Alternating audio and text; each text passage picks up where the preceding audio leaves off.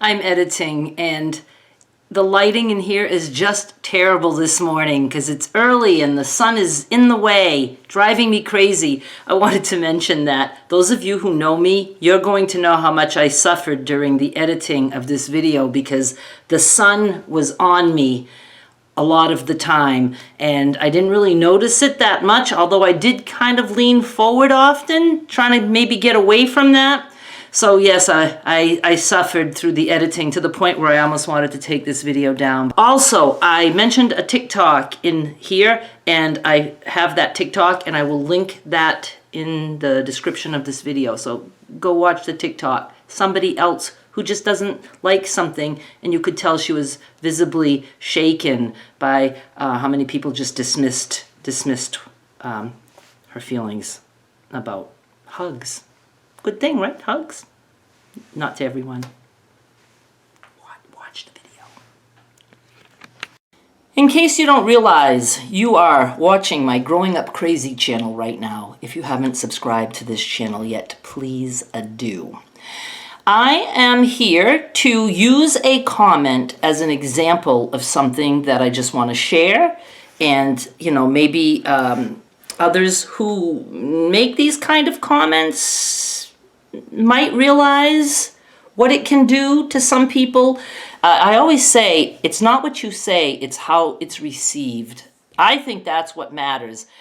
But obviously, we have the right to say certain things and not care about the stranger behind the camera and not care what it's going to do to that person, because everybody has different things, triggers, well, say the trigger word, and you know, people can't tiptoe around everyone because they're afraid to cross a boundary or something like that. On the other hand, people like me, I'm the reason that I don't leave comments for other people. It's very, very hard because I have no clue how it's going to be received, and I have 100% experience in knowing that things can be received in a way that you would never expect.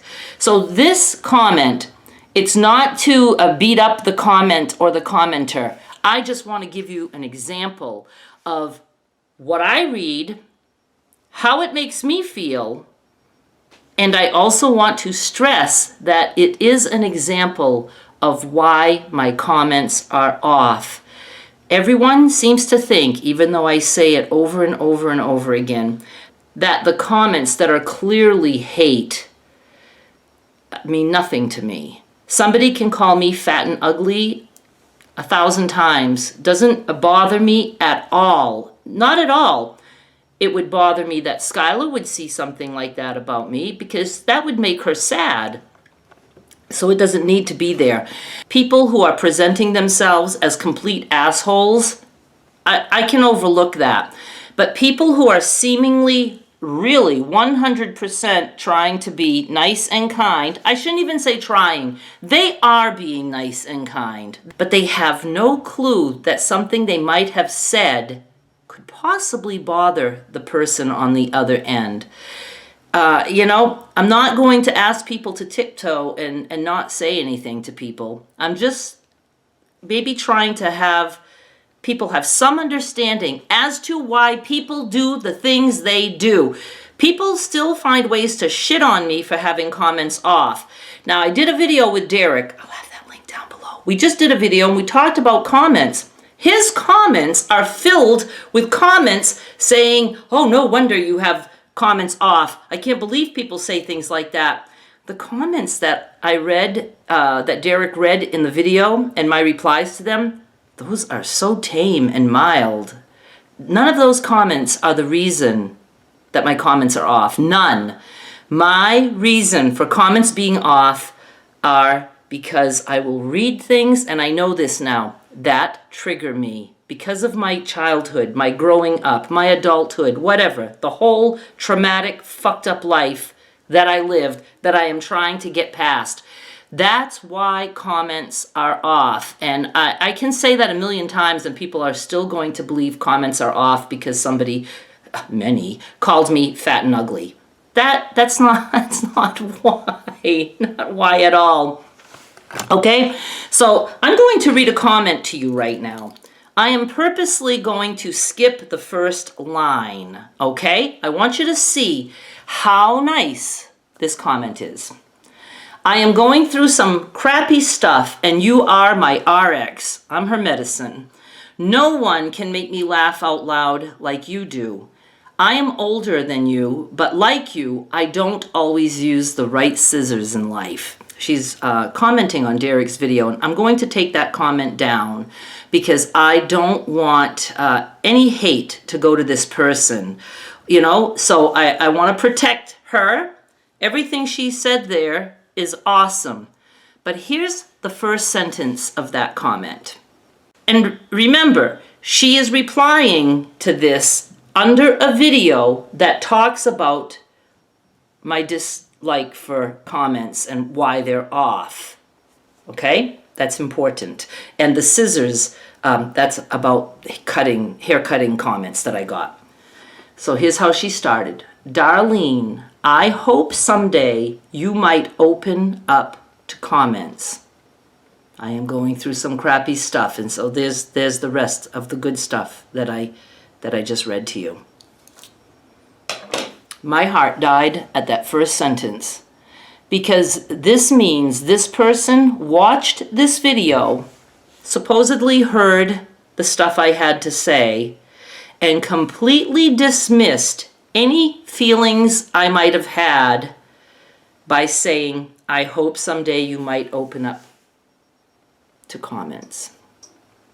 Now let's change that first sentence. Alcoholic here, many years, sober for a long time. I am open when I talk about how I would like to date someone, have a man friend, go dancing and this and that. But I'm very, clear also that I have a boundary that the person cannot drink because I can't risk my sobriety. As safe as I feel, I cannot risk it if I'm going to see someone where we would go to a restaurant together and he would order a drink. You know, I would be that close, probably that close, to taking a sip at the very least. You know what I mean? I just don't want it. I'm just not in a situation where I have alcohol around me, and that's a good thing. Okay, say that,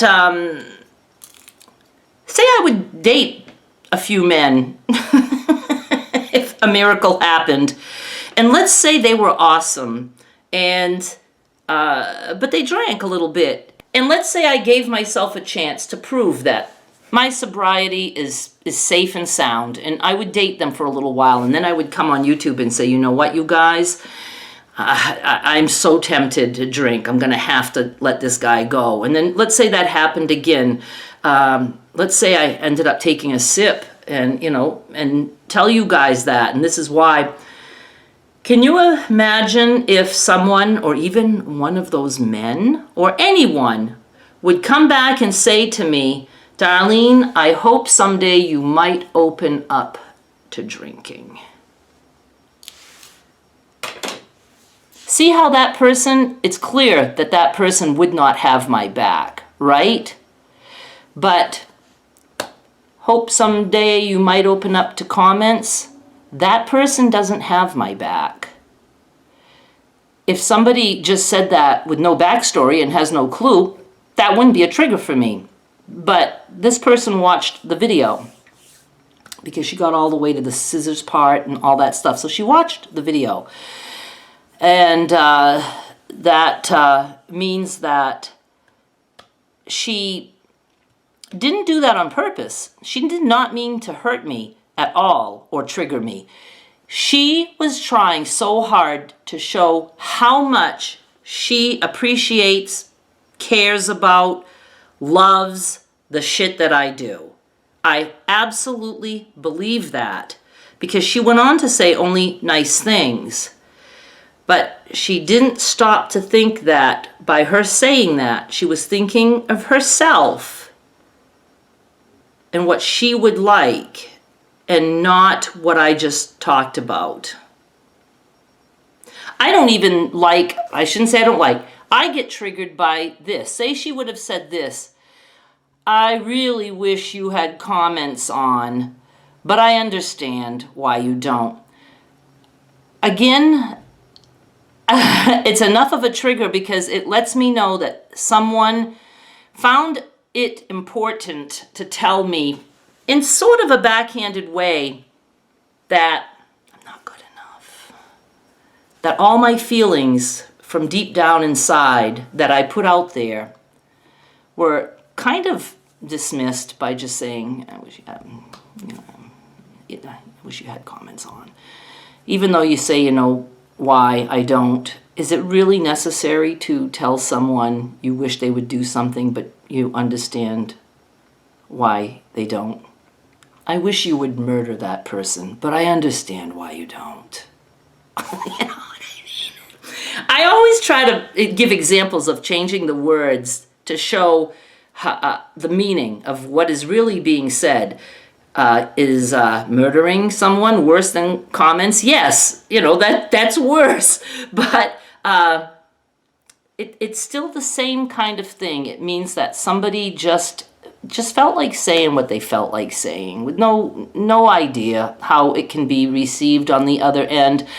And, we can't tiptoe in this world. People are going to leave awesome comments like that. I know this person meant zero harm, did not mean to trigger me, is just completely clueless that anyone could see that as anything but pure awesomeness and kindness. But then there's me, who sees it another way. And I know it's triggered from my childhood. It just is. Because I was taught that everything I did was wrong. Not every single thing, but everything could be. In one moment, I could be, you're so good at that, and this and that, and then that would be used later to completely put me down by saying, you can be so good at this and these things when you want to, but then look at you now, that kind of thing. So it makes me always feel like I'm ashamed at the fact that I don't have comments on. It makes me feel like there's something so wrong with me. Why can't I just open up and do what the majority of the people want me to do? Why? Why can't I do that? Well, because it's painful. It's painful to me to hear these things. I can hear fat and ugly all day, but to hear something that I just was very personal about and hear somebody dismiss that is fucking painful. Because it's what I'm used to. And I'm trying to move on now that I don't have a narcissistic mother in my life anymore. I'm trying so hard to keep my space to be free from triggers. And it's a very easy thing for me to do. It's just to turn the comments off. But then I feel like I'm fucking evil for doing that. So see how one comment got me all riled up like this. So anyway, just wanted to explain that to you. So if you are a person who is compassionate and caring, you can't know what strangers want. But maybe in your family, your friends, maybe you kind of say things that trigger someone or that you are very aware of a certain boundary, but you realize, apparently, I must not care because I keep crossing that boundary. You don't have to cater to somebody's boundaries. You can walk away from that person. Doesn't mean you need to just keep crossing the boundary, hoping they'll just put that boundary away. They'll break it down and just let you do it. That's fucking mean. A TikToker that I watch, can't even think of her name. She does crafts. Sweetest person in the world. And she said something about, she was doing a certain craft. Oh, it was like a painting, and it looked like a group hug, a painting that you put paint and then you scrape down, and it looked like a massive amount of people, a group hug. And she said casually, not my kind of thing. I'm not a hugger, so I would not be in this situation. She got so many comments about, oh, I don't care. I would hug you anyway. And, oh, you need more hugs. Oh, nobody's not a hugger. Just all kinds of stuff. And she did a video about it, and I could tell. She was so upset by the people who dismissed what she said and, pretty much told them, if you say, after you know someone is not a hugger, and you say you would hug them anyway if you saw them, that means you can never be trusted. Never. You don't have someone's back. And I was so happy to see her reaction to that, because she comes across as a very nice person. And it made me see that I too am a nice person who has boundaries. And if I put something out there and somebody lets me know they know that, and they still cross that boundary, there's no place in my life for someone like that. Zero. I had to grow up in a family where boundaries were crossed all the time. I couldn't even put up a boundary. I was a fucking kid. You know what I mean? I absolutely refuse to have that moving forward. Absolutely. It's why I don't have friends, from my past. It was just something I always accepted because I thought I wasn't worthy of a boundary, if you know what I mean. Now I'm trying to make new friends at the library and, a couple of the wives of the people in the band. Hopefully I can have some man friends. But my boundaries will be put in place. They will be made clear, like the drinking, and absolutely no hate to that person if they say, well, then I can't be with you because I do like to drink. Awesome.